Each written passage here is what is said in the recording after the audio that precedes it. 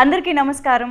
దాదాపు 5 దశాబ్దాలుగా మన తెలుగు పరిశ్రమలోను, భారతదేశ సినీ పరిశ్రమలోను బోల్డ్ అని అద్భుతమైన వైవిధ్యభరితమైన కథల్ని మనకి పాటలు, డ్రామా, ఫైట్లు లాంటి కమర్షియాలిటీ అనే సుధతో కలిపి అందించినటువంటి మన దర్శకేంద్రులు, దిగ్గజం, మన లెజెండరీ డైరెక్టర్ కె రాఘవేంద్రరావు గారు కథాసుధ అనే ఒక వైవిధ్యభరితమైన కాన్సెప్ట్తో ఆయన పర్యవేక్షణలో, ఆయన ప్రోత్సాహంతో మన ముందుకు రాబోతోంది ఈటీవీ విన్లో ఈ 6వ తారీఖు నుంచి. మరి అసలు ఈ కథాసుధ అంటే ఏంటి, అసలు ఆయన ఈ కథాసుధ కాన్సెప్ట్ని మన ముందుకు ఎలా ప్రజెంట్ చేయబోతున్నారు, ఇలాంటి చాలా ఇంట్రెస్టింగ్ విశేషాలతోటి మన ముందు the legendary director himself K Raghavendra Rao గారు ఈజ్ హియర్. నమస్తే సార్. యాజ్ యూజువల్ మిమ్మల్ని కలవగానే ఒక మంచి మన అనే ఫీలింగ్, ఒక పాజిటివ్ ఆరా అనేది చాలా ఈజీగా స్ప్రెడ్ చేస్తూ ఉంటారు సార్. ఆ వైబ్ ఇక్కడికి రాగానే తెలిసిపోయింది మాకు. We are just feeling it. So first of all thank you so much మాకు ఈ టైం ఇచ్చినందుకు. సో కథాసుధ యాక్చువల్లీ ఇప్పుడు కొంచెం ఒక సెన్సేషన్ లాగా అందరి నోట వినిపిస్తుంది, ఏంటి కథాసుధ అలే బరి ఉంది అని చెప్పేసి. అయితే కథాసుధ గురించి మనం డీటెయిల్డ్గా మాట్లాడుకునే ముందు సార్, ఇప్పుడు ఇంత చక్కటి ఆఫీసు, ఎంతో అద్భుతమైన ఇల్లు, ఇలాంటి ఒక పాజిటివ్ అట్మాస్ఫియర్ని, ఎన్విరాన్మెంట్ని క్రియేట్ చేసుకున్నారు కదా సార్. సో హాయిగా రిలాక్స్డ్గా టైం స్పెండ్ చేయకుండా ఎందుకు సార్ మీరు ఇంత తపనతో, తాపత్రయంతో ఒక ప్రాజెక్ట్కి నేను పర్యవేక్షణ చేయాలి, ఇంతమందికి నేను నా ఎక్స్పీరియన్స్ని షేర్ చేయాలి, ఎక్కడి నుంచి వస్తుంది సార్ ఈ తపన అసలు ఇన్ని సంవత్సరాల తర్వాత కూడా? చాలా మంచి క్వశ్చన్ అడిగామ్మా. నేను ఎప్పుడూ ఒకటి చెప్తా ఉంటానమ్మా, మన ఎలా పైకి వచ్చామనేది ఒకసారి గుర్తుంచుకోవాలి ఎప్పుడు, కింద నుంచి. అందుకనే ఎప్పుడు మాట్లాడినా నేను వాళ్ళు ఈ పొజిషన్లో ఉండటానికి స్వర్గీయ విశ్వఖ్యాత నట సార్వభౌమ ఎన్టీ రామారావు.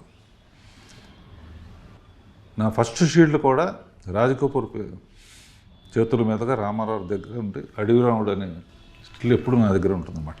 అవును సార్. అది సంవత్సరంలో ఆడింది. అందుకనే జీవితంలో నేను ఉండటానికి కారణం ఆయన. ఆ తర్వాత కొత్త ఫీల్డ్లోకి కొత్త నీరు వస్తే పాత నీరు వెళ్ళిపోవాలి అనే సామెత ఉంది కనుక ఎప్పుడైనా సరే నా తర్వాత ఇంకో డైరెక్టర్ రావచ్చు అని చెప్పి మళ్ళీ రామోజీరావు, ట్రిబుల్ ఆర్ మేమందరం అనమాట, రామారావు, ఈటీవీకి సేఫ్టీకి బిజీ డైరెక్టర్స్ వచ్చిన తర్వాత మనం ఖాళీ అవుతాం కదా అనే ఉద్దేశంతో 25 ఏళ్ల క్రితమే శాంతినివాసం అనే సీరియల్తో రాజమౌళిని డైరెక్టర్గా పెట్టి కూడా పాన్ ఇండియా డైరెక్టర్ అయ్యాడు. సో ఇప్పుడు సినిమాలు సాటిస్ఫాక్షన్ 3 గంటల సినిమాలు, సినిమా మనకు ఎంత చేసింది, మనం సినిమాకి ఏం చేయాలి, సినిమాకంటే సినిమా ఫీల్డ్కి ఏం చేయాలి, ప్రేక్షకులకు ఏం చేయాలి అంటే ఈ వయసులో నేను చేయగలిగింది ఏంటని ఆలోచిస్తే ఒకసారి యూట్యూబ్ ఛానల్ పెడితే ఎలా ఉంటుందని అనిపించింది. యూట్యూబ్ ఛానల్ పెడితే కొన్ని షార్ట్ ఫిల్మ్స్ చూసి ఎవరు బాగా డైరెక్ట్ చేశారు, డైలాగ్స్ ఎవరు బాగా రాశారు, ఎవరు బాగా యాక్ట్ చేశారు, సో వాళ్ళని కనుక నా తరఫున కూడా నేను తీస్తే దానికి ఒక ఇది వస్తుంది, వాళ్ళకు కూడా ఒక కెరియర్లో రాఘవేంద్రరావు దీంట్లో చేశారని. నేను తీసే చిన్న చిన్న సినిమాలకు కూడా నేను పైనుండి డైరెక్టర్స్ని పరిచయం చేయటం, రైటర్స్ని పరిచయం చేయటం, అందమైన అమ్మాయిలను పరిచయం చేయటం, అలా మొదలయ్యి లక్కీగా నాకు మళ్ళీ ఈటీవీ నుంచే కథాసుధ అనే హాఫ్ అన్ అవర్ సినిమాలు తీస్తున్నామండి అని బాపిరెడ్డి గారును మూర్తి గారు వాళ్ళు చెప్పినప్పుడు నాకు చాలా హ్యాపీగా అనిపించింది. ఎందుకంటే అరగంటలో కథ అయిపోవాలి. నా లెక్క ప్రకారం ఏ సినిమాకైనా అద్భుతమైన కథ అరగంటే ఉంటుంది, మిగతా అంతా యాక్షను, ఫైట్స్, గిట్స్ ఉంటాయి కదా. అందుకనే థ్యాంక్ గాడ్ మళ్ళీ ఈటీవీ మళ్ళీ నాకు ఫుల్ పని ఇచ్చినట్టు ఇండస్ట్రీకి ఒక కొత్త ఆర్టిస్టులని, కొత్త డైరెక్టర్లని, కొత్త డైలాగ్ రైటర్స్ని పరిచయం చేసే అదృష్టం వచ్చింది. అంటే గివింగ్ బ్యాక్. ఇది కాకుండా నేను అప్పుడప్పుడు డైరెక్షన్ క్లాసులు కూడా ఫ్రీగా చెప్తున్నాను అన్నమాట. అవును అవును సార్. సో బిజీగా ఆకపోయి నాకు నువ్వు 1000 కోట్లు ఇచ్చినా కూడా నాకు డైరెక్షన్ మీద ప్రేమ పోదు నాకు. అది పక్కన పెట్టేస్తాను. సో డైరెక్షన్ అనేది ప్యాషన్. అది నేర్పించడం అయినా ప్యాషనే, నేర్చుకోవడం కూడా ప్యాషనే. ఈ జనరేషన్ వాళ్ళతో పనిచేస్తూ ఉంటే వాళ్ళ దగ్గర నుంచి నేను నేర్చుకుంటున్నాను. డైరెక్ట్గా షూటింగ్కి వెళితే ఏం చేయాలో అనేది యూట్యూబ్ నుంచి వచ్చిన కంగారుగా ఉంటుంది కనుక ఈ కథాసోద ఈ విధంగా చాలా హెల్ప్ అయింది. అలా సెలెక్ట్ చేసిన ఒక మంచి డైరెక్టరు, అతను హీరోగా కూడా యూట్యూబ్లో చేస్తాడు, కథ రాస్తాడు, పాటలు రాస్తాడు. సో అతన్ని డైరెక్టర్గా పెట్టి ఈ కథ అతనిదే, అదే నేను దాని స్క్రీన్ ప్లే గిన్పే చేసి రామ్కి ఒకసారి పిలుద్దాం, డైరెక్టర్ పిలుద్దాం. తప్పకుండా మా డైరెక్టర్ రామ్కి గారు ఇక్కడే ఉన్నారు. ప్లీజ్ జాయిన్ దిస్ ఇంటర్వ్యూ అండి. ఎస్, మీరు వచ్చి ఇక్కడ కూర్చోవచ్చు. సో రామ్కి గారు నమస్తే. Firstly hearty congratulations.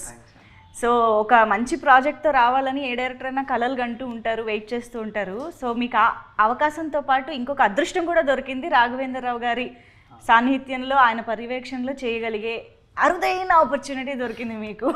అది కూడా రాఘవేంద్రరావు గారు చెప్తున్నట్టు మీరు ఈ సినిమాకి చాలా విధాలుగా కూడా కాంట్రిబ్యూట్ చేశారు. సో చెప్పండి ఓవరాల్ ఎక్స్పీరియన్స్ అసలు కథాసుధా.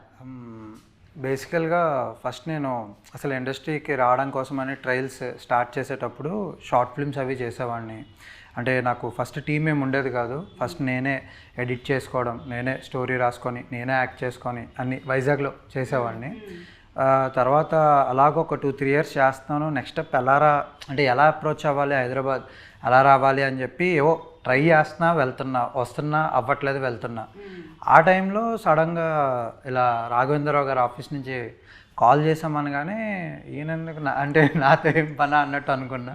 బట్ చాలా భయపడ్డా. బట్ ఆయన అక్కడే కూర్చొని ఉంటే నేను లోపలికి రావడం, ఆయన చాలా కూల్గా నవ్వుతూ మాట్లాడుతూ ఉంటే, అంటే చాలా సీరియస్గా ఉంటారని అనుకున్నా. బట్ చాలా నవ్వుతూ మాట్లాడుతూ, నీ షార్ట్ ఫిల్మ్ ఒకటి చూశాను, అందులో ఇది బాగుంది అన్నట్టు అన్నీ డిస్కస్ చేస్తుంటే నేను అసలు షాక్ అయ్యాను. అంటే షార్ట్ ఫిల్మ్స్ ఇలాంటివి కూడా చూస్తారా అని నాకు తెలియదు అసలు. అలాంటివి కూడా అంటే చూస్తారని ఫుల్ అప్డేటెడ్గానే ఉన్నారు. సో అప్పటి నుంచి ఇంకా ఇలా అడిగారు, ఇలా ఒక యూట్యూబ్ ఛానల్ స్టార్ట్ చేసాము, నీలో ఏంటేంటి ఉన్నాయి స్కిల్స్ అంటే ఇలా చెప్పాను. ఇలా లిరిక్స్ రాస్తాను సార్, ఇలా యాక్ట్ చేస్తుంటా, డైరెక్ట్ చేస్తుంటా అంటే, ఇంకా ఏంటి నీ టాలెంట్స్ చెప్పు అంటే ప్రతి దాంట్లోని సూపర్వైజింగ్ చేయడం, అంటే ఎక్కడెక్కడ మిస్టేక్స్ ఉంటే దాన్ని బెటర్ చేయడం, సజెషన్స్ ఇవ్వడం, ఇలా ప్రతి దాంట్లో నేర్చుకున్నాను. బేసికల్గా ఇంకొక థింగ్ ఏంటంటే, కేవలం ఏదో కథ పరంగానో ఇంకొక రకంగానే కాకుండా ఆయన పర్సనల్ ఎక్స్పీరియన్సెస్, అంటే ఒక మూవీస్లో వర్క్ చేసేటప్పుడు ఆర్టిస్టులు, ఆయన సీనియర్ ఎన్టీఆర్ దగ్గర నుంచి లైక్ అల్లు అర్జున్ దాకా అందరినీ ఆయన వర్క్ చేశారు కాబట్టి ఏ ఆర్టిస్టులు ఎలా ఉంటారో వాళ్ళని ఎలా మేనేజ్ చేయాలి. ఎందుకంటే స్టోరీ రాయడం, డైరెక్షన్ చేయడం మాత్రమే కాదు, మేనేజ్మెంట్ స్కిల్స్ కూడా చాలా ఇంపార్టెంట్ అని చెప్పి మాకు ప్రతిదీ పర్సనల్ ఎక్స్పీరియన్సెస్ షేర్ చేసుకోవడం, అది చాలా లక్. అది ప్రాక్టికల్ నాలెడ్జ్ చాలా ఇంపార్టెంట్. అవన్నీ మాకు రోజు షేర్ చేసుకోవడం. నాతో పాటు ఇంకా చాలామంది, ఒక 10-15 మంది ఇక్కడ ఆఫీస్లో ఉన్నాం. మమ్మల్ని అందరినీ కూడా రోజంతా మార్నింగ్ అంతా ఏదో ఒక స్టోరీ డిస్కస్ చేయడం, షూట్స్ చేస్తూ ఉండడం, ఈవినింగ్ వెళ్ళి మేము రామానాయుడు స్టూడియోలో వెళ్ళి పికిల్ బాల్ ఆడడం, ఇదే మా డైలీ రొటీన్ అనమాట. బ్లెస్సింగ్ నిజంగా. అసలు నాకు కూడా ఏంటంటే ఈ కుర్రాళ్ళల్లో నేను కుర్రాడిని అయిపోయి నా వయసు మర్చిపోయి వీళ్ళ కథలు వింటా ఉంటే చాలా ఇంట్రెస్టింగ్గా ఉంటాయి. ఓకే, అంటే ఏ కథలు సార్? రాసుకున్న కథలా, మామూలుగా యూట్యూబ్ బ్యాచ్, ఇన్స్టాగ్రామ్ బ్యాచ్ వేరమ్మా. దాని డెప్త్ ఏంటి, అందులో ఎలా ఇన్స్టాగ్రామ్ అంటే ఏంటి, యూట్యూబ్ అంటే ఏంటి, ఎవరెవరు బాగా చేస్తారు, ఇందులో ఉన్న కష్ట నష్టాలు ఏంటి, హీరోయిన్స్ని ఎలా పట్టుకుంటారు, ఇటువంటి ఎక్స్చేంజ్ చేసుకోవటం, తన ద్వారా కొంతమంది ఫస్ట్ ఇతనే వచ్చాడు, తన ద్వారా ఇంకా సాయి తేజ అని ఇంకో అబ్బాయి శేఖర్ అని ఇట్లా చాలామందిని. నాకు కూడా ఏంటంటే ఫుల్ డే ఏదో పని, వాడు పగల ఈ డిస్కషన్ అయితే మధ్యాహ్నం ఇంకో డిస్కషన్, అది కూడా మీకు ఇష్టమైన. సో బాపినేడు గారు ఇట్లా ఫస్ట్ చేయాలనుకున్నప్పుడు మేము ఇద్దరం డిస్కస్ చేసుకుని ఇతను కథ చెప్పాడు, బాగా నచ్చి. యూట్యూబ్లో షార్ట్ ఫిల్మ్స్ చూడటం మొదలుపెట్టాను. షార్ట్ ఫిల్మ్స్లో ఎవరు బాగా తీశారో, ఎవరు సబ్జెక్ట్ కానీ టేకింగ్ కానీ, వాళ్ళకున్న లిమిటెడ్ బడ్జెట్లో ఎక్కడ లొకేషన్ ఫీజులు కట్టకూడదు, దొంగతనంగా రోడ్డు మీద పెట్టేసి కార్ల కెమెరా దాల్చు ఇవన్నీ వింటా ఉంటే నాకు ఒకసారి రోడ్డు మీద షూటింగ్ చేస్తుంటే పోలీసు వచ్చాయంట. పోలీసు వస్తే వీళ్ళు మీరు రాఘవేంద్రరావు అన్నాడు. వాడేసుకుంటారు అప్పుడే. అంటే గ్యారంటీ ఏంటంటే నాకు ఫోన్ చేశారు అన్నమాట, ఏమైనా బాగున్నావు ఏంటి ఎండలో చాలా కష్టపడుతున్నట్టు. సార్ మీతో మాట్లాడు చాలా ఆనందంగా ఉందంట. అంటే కుర్రాళ్ళు తీసుకుంటున్నారా మందేది, నువ్వు కూడా ఏదైనా వేషం వేయాలనుకుంటే ఎప్పుడు అంత టచ్లో ఉండు, ప్రతి వాడికి యాక్టింగ్ ఉంటుంది. సో నెక్స్ట్ ఇప్పుడు ఇది ఈ లైఫ్ పార్ట్నర్ అనుకున్నప్పుడు ఇతను రాసిన దాంట్లో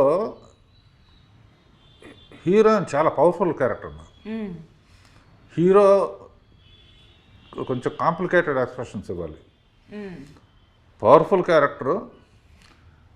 అండ్ నా దృష్టి ఎప్పుడూ అందం మీద పడుతూ ఉంటుంది. సరే జనరల్గా న్యూస్ చూస్తే హత్యలు విత్యలు రోడ్ యాక్సిడెంట్లు ఇవన్నీ ఉంటాయని చెప్పి నేను యూట్యూబ్ కానీ ఈ షోస్ చూస్తూ ఉంటాను. యూట్యూబ్లో కొన్ని చూసిన దాంట్లో ఒక అందమైన అమ్మాయి కనపడింది. సరే ఆ అమ్మాయి షోస్లో కూడా చాలా గొడవ చేస్తుంది. ఎవరు అమ్మాయి అని ఎంక్వైరీ చేస్తే ఇట్లా చెప్పాడనమాట, సోనియా సింగ్ అని.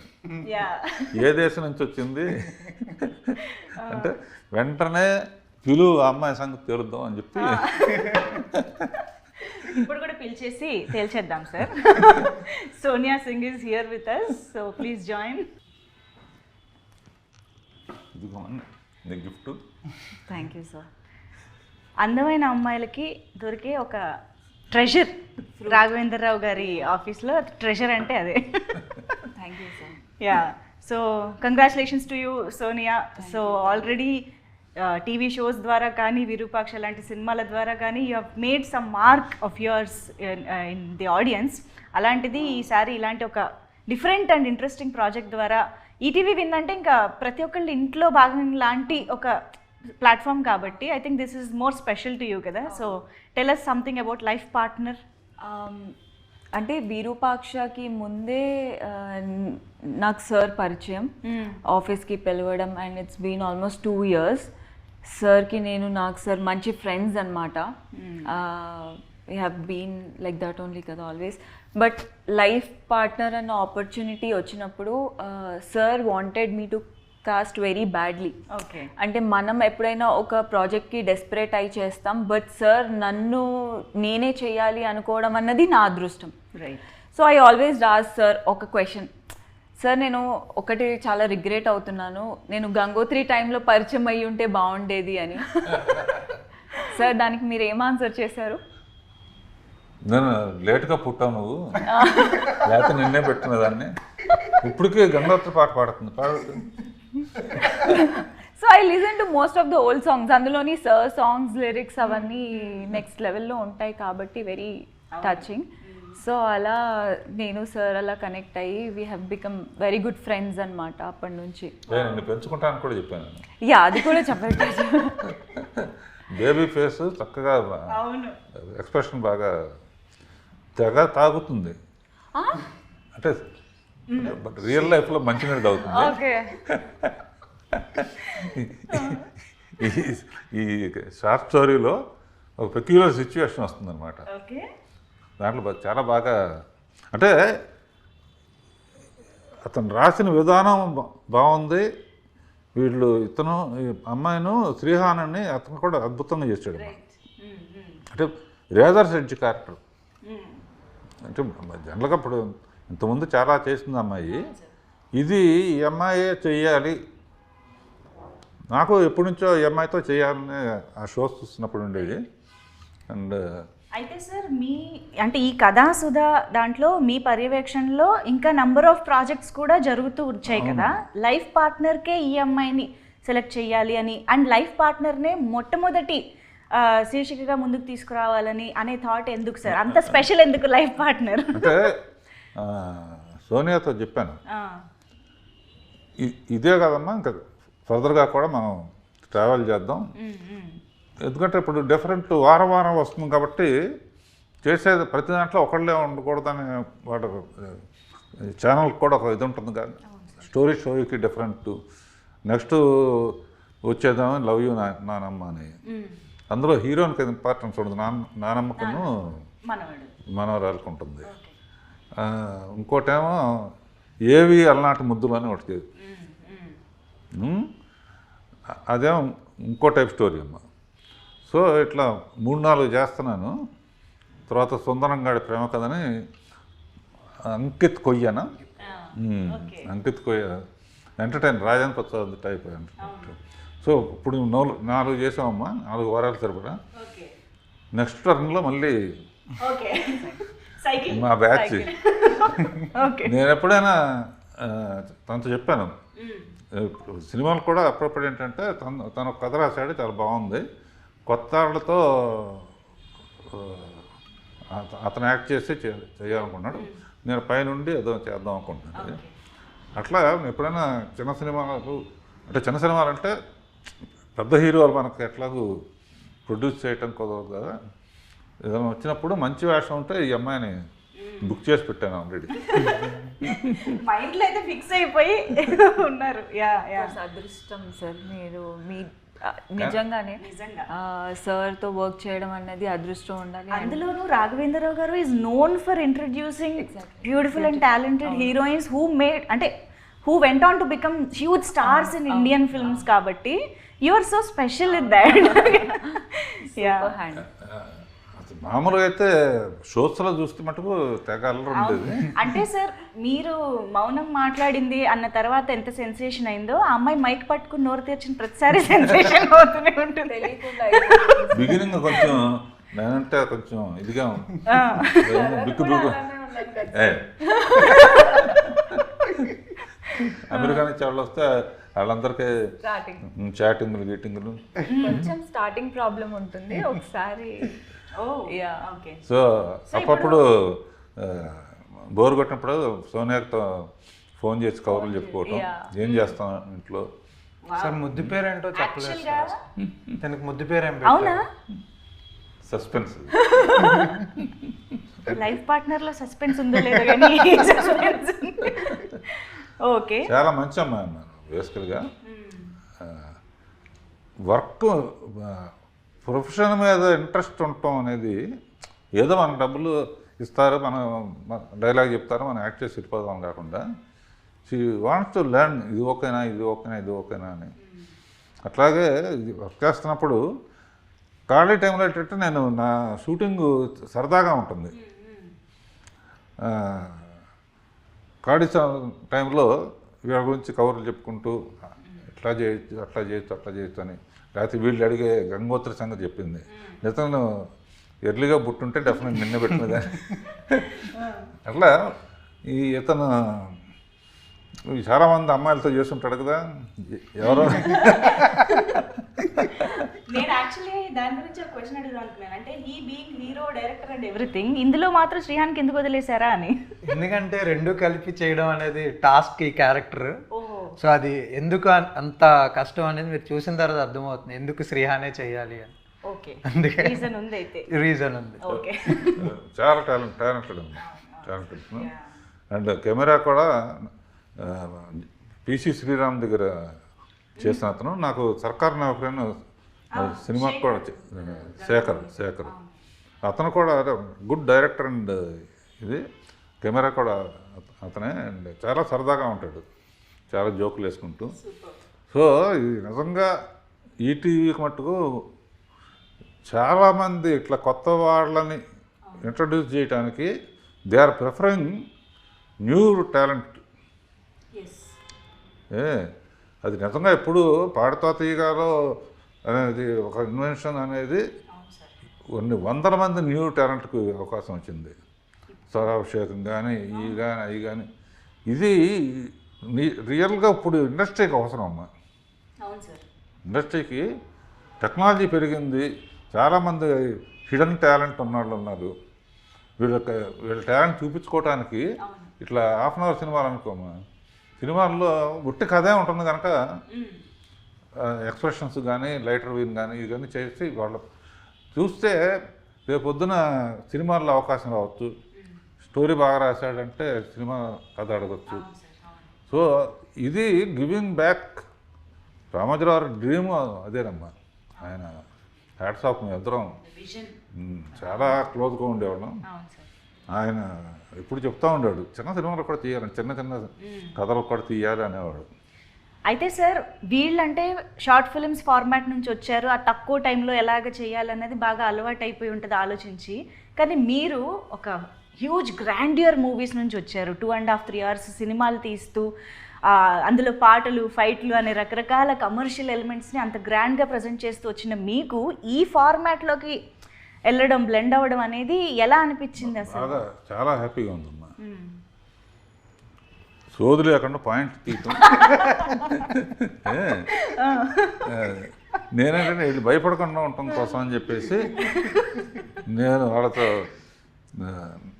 నా ఆర్టిస్టులు రేపొద్దున ఆర్టిస్టులు అయిన తర్వాత డైరెక్టర్తో ఎలా ఉండాలి, లేకపోతే డైరెక్షన్ చేసినప్పుడు ఆర్టిస్ట్ని ఎట్లా చేయాలి, వాళ్ళ దగ్గర నుంచి నేను నేర్చుకుంటున్నాను, నా దగ్గర నుంచి వాళ్ళు నేర్చుకుంటున్నారు. ఇందులో ఫైనల్గా ఇంకొక సీక్రెట్ ఏంటంటే నేనే పాట కూడా రాశాను ఇందులో. ఈ మధ్య 3-4 పాటలు రాశాను. ఎందుకు రాశానో ఎలా రాశానో నాకు తెలియదు. చంద్రబోసు నాలో పూనాడు. అంటే ఇప్పుడు ఆ పాట ఎలాంటి పాట, ఎప్పుడు వినబోతున్నాం? డైరెక్ట్గా 6th శ్రీరామనవమి నాడు రిలీజ్ అవటం కోయిన్సిడెన్స్. అవును. మధ్యాహ్నం 12 o'clock రామదాసు శ్రీరామనవమి తరఫున నాగార్జున వచ్చే ఫస్ట్ చేయబోతున్నాడు. ఓకే, ఫస్ట్ లాంచ్ చేయటం. ఓ వావ్. అంటే ఈలోపు మాకు పాట వినే అవకాశం లేదంటారా? సోనియా పాడితే బాగుంటుందేమో అని తెలీదా? అది పోస్ట్లో యాడ్ అయిన సాంగ్. ఓకే, అంటే BGM లో భాగంగా పోస్ట్ ప్రొడక్షన్ లో యాడ్ అయింది, రైట్? Story montage. ఓకే, అంటే పండు ఏం పడదు,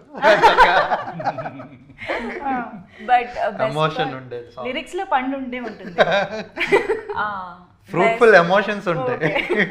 అంటే కొన్ని ఫ్రేమ్స్ లో కూడా కనిపిస్తూ ఉంటాయి కంపల్సరీ కదా సార్? నాకు గుర్తుంది క్యాప్సికమ్ అంతే, జామకాయ ఉంది. అంటే సాంగ్ లో లేదు, సాంగ్ లో కాదు, బట్ సీన్ లో అయితే సీన్ లో. Okay. But the best part is that మీరు అడిగారు ఈ షార్ట్ స్టోరీ అంత పెద్ద మూవీ చేసి కూడా మళ్ళీ ఈ షార్ట్ స్టోరీ ఎంత గ్రాండియర్గా, మాకు అసలు ఆ ఫీలింగే రాలేదు ఇది ఒక షార్ట్ స్టోరీ అని. బికాజ్ ఒక యాక్టర్స్కి కూడా లైక్ మాకు ఒక 80% ఇది, తర్వాత 20% ఇన్పుట్స్ తీసుకుంటాం. బట్ ఇక్కడ అలా కాదు, ఈవెన్ వెరీ మైన్యూట్ ఎక్స్ప్రెషన్ కూడా సార్ ఆ సీన్కి ఆ లైన్కి చేసి చూపించడం జరిగింది. నేను ఎనాక్ట్ చేస్తున్న ప్రతి సీన్లో ఇప్పుడు నేను చూసుకుంటే నాకు సార్ చూపించిందే కనిపిస్తుంది ఫర్ ష్యూర్. ఎందుకంటే ఇప్పటికీ హీ కమ్స్ ఆ సీన్లో ఆ దీనికి ఆ ఎక్స్ప్రెషన్ చేసి మరీ చూపిస్తారు. అందులోని అలాంటివి నేర్చుకోవడం అన్నది ఈ టైంలో చాలా అదృష్టం మాకు. అది ఇది గుర్తున్నాయి. మీరు చాలా ఊరిస్తున్నారు తెలుసా, అన్నీ చెప్పకుండా చెప్తూనే వెయిట్ చేయిస్తున్నారు. But actually sir, what is life partner about? అంటే లైఫ్ పార్ట్నర్ అంటే కపుల్ మధ్య ఒక ఇది కథేమో అని అర్థం అవుతుంది, కానీ కపుల్ మధ్య రకరకాలు ఉండొచ్చు కదా, రొమాన్స్ ఉండొచ్చు, గొడవలు ఉండొచ్చు, అండర్స్టాండింగ్ ఉండొచ్చు. అలా ఏ ఆస్పెక్ట్ ఆఫ్ లైఫ్ పార్ట్నర్ని మేము చూడబోతున్నాం? Love story. బేసికల్లీ మనం ఒకరి మీద ఫీలింగ్స్ కలుగుతాయి, అది లవ్ ఆర్ ఎల్స్ ఏదైనా, అంటే మన టీనేజ్లో కానీ ఏదైనా. ఆ మనిషి మనతో ఉండొచ్చు లేకపోవచ్చు, బట్ ఆ ఎమోషన్ అయితే మాత్రం ఎప్పటికీ మనకి గుండెల్లో ఉంటూనే ఉంటుంది. సో అంతవరకే చెప్తా. సార్ చెప్తారు. సార్ మీరు చెప్పండి సార్. లైఫ్ పార్ట్నర్ అంటే పెళ్ళాం అన్నమాట. టైమింగ్. మళ్ళీ ఈ స్టోరీ దానికి రిలేటెడ్ అనుకుంటారేమో సార్. అందులో నా పెళ్ళాం అన్నాను. Okay sir, what is life partner according to you? నా లైఫ్ పార్ట్నర్ డైరెక్షన్ అన్నమాట, తర్వాత ఫ్యామిలీ. ఇప్పటికి ఆన్ కెమెరా చెప్పారు. కాదు, నాకు ప్రతి క్షణం రాత్రి వెళ్తూ కూడా తను రాసిన స్క్రిప్ట్ తీసుకెళ్ళి కరెక్ట్ చేసుకోవటం, సజెషన్స్ రాయడం, పక్కన మాకు రాసిస్తారు, పొద్దున్నే చూసి మళ్ళీ దానికి తగ్గట్టుగా మళ్ళీ వేరే పర్స్పెక్టివ్లో మళ్ళీ రాయడం. ఓకే. ఇప్పుడు డైరెక్షన్ క్లాస్లో కూడా కొత్త డైరెక్టర్స్ ఎందుకు డైరెక్టర్లు అవుదాం అన్న వాళ్ళకి మెయిన్గా అదే చెప్తూ ఉంటాను. ఇప్పుడు సోనియా కానీ ఇంకోళ్ళు కానీ కొత్తగా వచ్చిన వాళ్ళని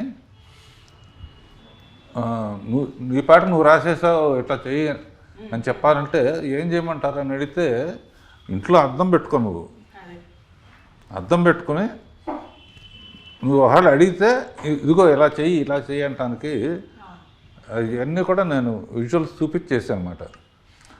అది దాని మలాన డైరెక్షన్ చేయటం అనేది ఊరిన కెమెరా పెట్టేయటం, లెన్స్ పెట్టేయటం కాదు. ఆర్టిస్ట్కి ఎక్స్ప్లెయిన్ చేసే విధానంలో మనకి ఇలా కావాలని తెలియాలి. అసలు అందరూ ఒకలాగా చేయలేరు కదమ్మా. ఇప్పుడు దేవతలో శ్రీదేవి, జయప్రద ఇద్దరు గొప్ప ఆర్టిస్టులే, అయినా ఒక కాంప్లికేటెడ్ సీన్ పెట్టాను. ఇద్దరు సైలెంట్గా ఉండాలి, ఒకరు ఎవరి ముందు మాట్లాడాలని. ఈ గ్యాప్లో ఏం చేయాలి? సైలెంట్గా ఉంటే ఎంత గొప్ప నట్లయినా కూడా కొన్ని ఇబ్బంది ఉంటాయి కదా. అప్పుడు చూచాగా మీరేం చేస్తారు చూడండి అని చెప్పి నేను కొన్ని సజెషన్స్ ఇవ్వటం, అంతే కదా. ఇద్దరు గొప్పవాళ్ళు. సో వాళ్ళు 50% చేస్తే 50% డైరెక్టర్ కూడా చెప్పాలి. అందుకనే నాకు ఇందాక అన్నానంటే డైరెక్షన్ అనేది నా ప్యాషన్ అనమాట. మా ఫాదరు ప్రేమనగర్ తీశాడు, అలాంటి సినిమాని తీయలేకపోయానే. బట్ ఈ సబ్జెక్టు మటుకు బాగా నాకు ఇష్టమైన సబ్జెక్టు. ఈ పిల్లని నేను అడాప్ట్ చేసుకుంటాను కూడా చెప్పాను. Very nice guide, nice guide and మంచి క్యారెక్టర్ ఉన్న సింహాచలం, విశాఖపట్నం పుణ్యక్షేత్రం నుంచి వచ్చాడు. సార్, ఇప్పుడు ప్రతి డైరెక్టర్కి ఒక ప్రత్యేకత ఉంటుంది.